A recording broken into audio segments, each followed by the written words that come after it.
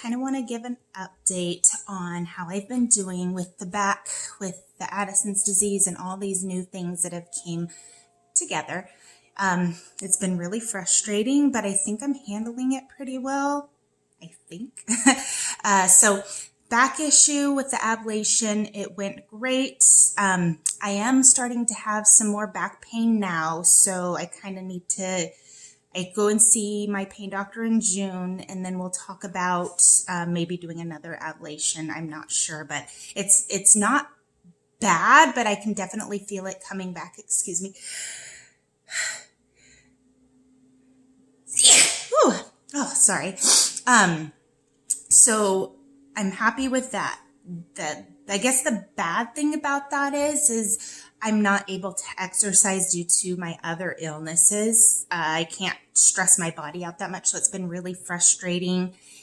And having to, having the back feeling better and then not being able to do anything with it. I do want to kind of get into some extremely light yoga, but even the last time I did that, it really took a toll on my body, which was not good. So even walking has, I can walk for about 7 minutes before things kind of start getting stressed out. Maybe it's me just stressing myself out because I want to do more and I can't. So I got to kind of try to figure out a way to kind of incorporate some workouts and stuff, because I am that kind of a person. I really need that exercise. And just at the moment, I'm not able to find anything that has worked for me with all my illnesses together.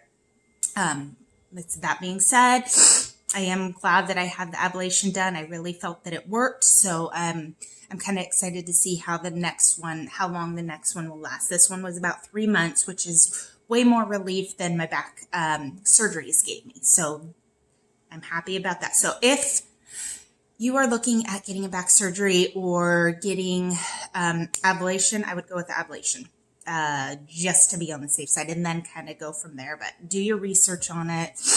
I'm glad that I was actually sent to a pain doctor and was told what I could do. So second, the functional neurological disorder. That's been fun. So I got excited, stressed my body out when my boys came up for Mother's Day, and I am still recovering. I feel like I cannot get that energy back. And yes, I know I look fine. But you don't look sick. It's a lot. It took me a while to get dressed and get up and get going. And I love that I can just literally put on my moisturizer, everything in my hand, done. So there's the only thing I have on is some mascara, but I'm not a makeup tutorial person, so we're not going to get into that. I just make my life a lot easier. So with that, I am still recovering. My body feels extremely weak, and I'm not finding a way to recover quicker. Maybe it's my body just needing rest because it was really bad this weekend or last weekend. So I am hoping to figure out a way to help my body to not go through that.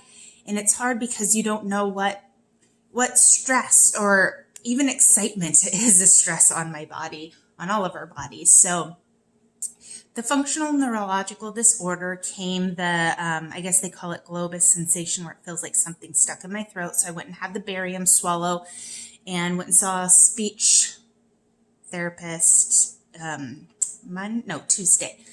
And so what we found is that my brain and my esophagus are not working together correctly. So when you swallow, there's this whole thing that happens. So you chew and everything starts to close up, and then your tongue pushes it back and it goes down, and your esophagus closes the airway and all this technical stuff.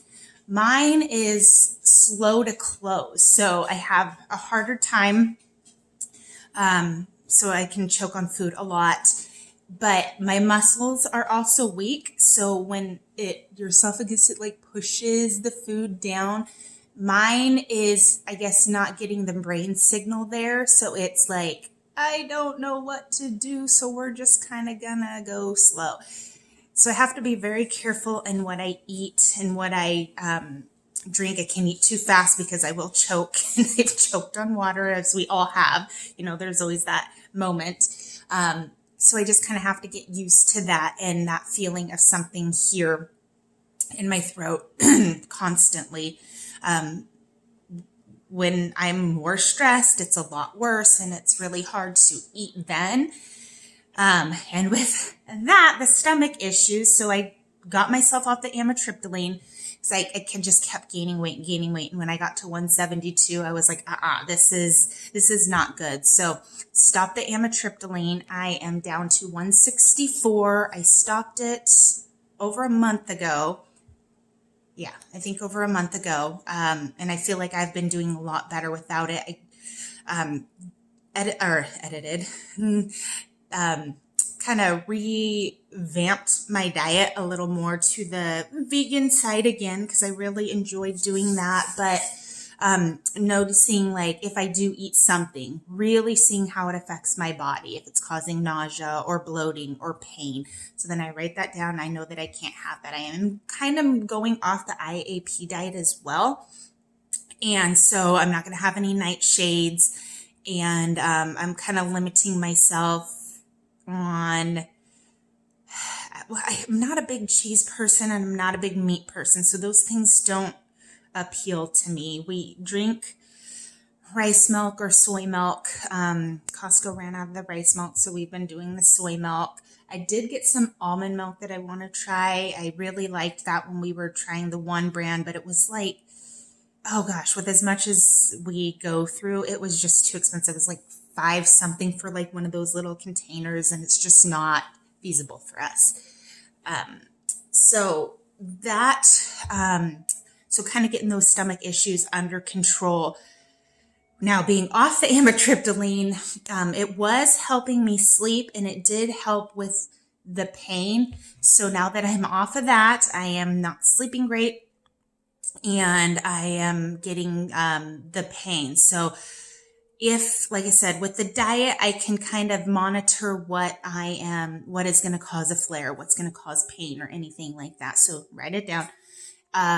But I am also, again, doing the vegan thing because it really helped keeping the fibromyalgia under control. So, now that I have all of these fun little things going on, I spent 2 weeks in the hospital in April. It is on my videos if you want to check those out. I kind of lost my shit there for a little bit, but I'm fine. And so once I got out, I applied for disability again. Got a letter back saying it was denied because none of my none of my symptoms have changed since the last time I applied, and I called BS on that. So I called the lady and I was like, listen, a lot has changed since then. I stated it in my application, and she looked at it and she's like, oh, okay. So she's like, so we need everything from September 2018 to present. So I was like, okay, fine. So I'm going to show you something. Medical records from September 2018 to present. This is from one hospital. That was my 2-week stay in at Providence. And that's just tests and stuff that they ran. So this is just from one hospital. I'm still waiting for the other hospitals and clinics. So there's one more hospital, and then my other doctors are sending in their reports. So that's a lot in those few months, but I also have a lot of shit wrong with me. So I am trying to, doing the podcast to raise awareness for these rare diseases, to kind of gain some ground with the medical community. I am involved with a foundation that I've been involved with for a couple of years, Adrenal Alternatives. And so I'm really excited about what's going on there as well. So raising awareness, getting these things taken care of, helping people understand they need to be an advocate for themselves to get all these things dealt with.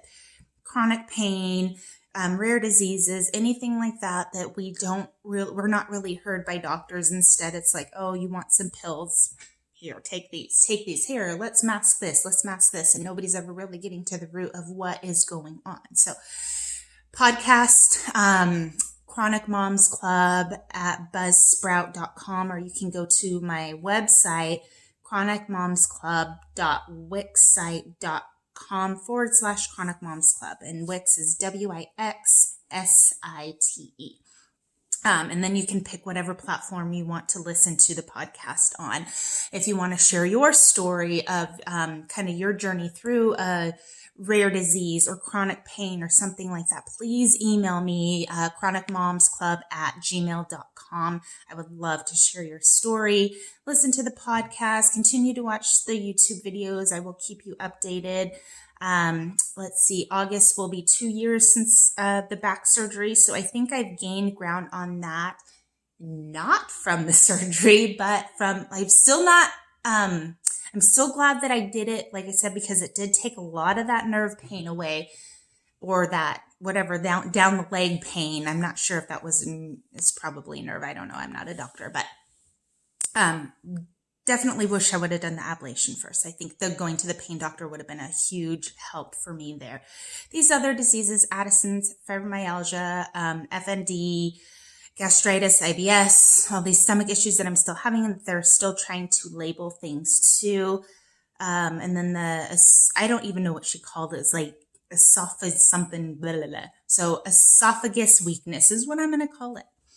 So there's a lot that's piled on, and my youngest son, who's autistic, and you got to love their honesty. He told me this morning, he's like, I bet you wish you were dead so you wouldn't have to feel all this pain. And I'm just like, well, no, because I would miss, you guys growing up, but I get it. It's a lot of pain to deal with and a lot going on. And with this new diagnosis of the FND, it's really hard because I can look like this one moment, and then the next time, I look like I have Parkinson's or MS, and I use my cane on a daily basis now, especially towards the afternoon. It just gets a little harder for me. So I am trying to kick ass at what I'm doing. Like I said, raising awareness, listen to the podcast, go to the website, all that. I will put it in the link below. So, share your story with me, share my story. Just continue to listen, and hopefully we can change somebody's life.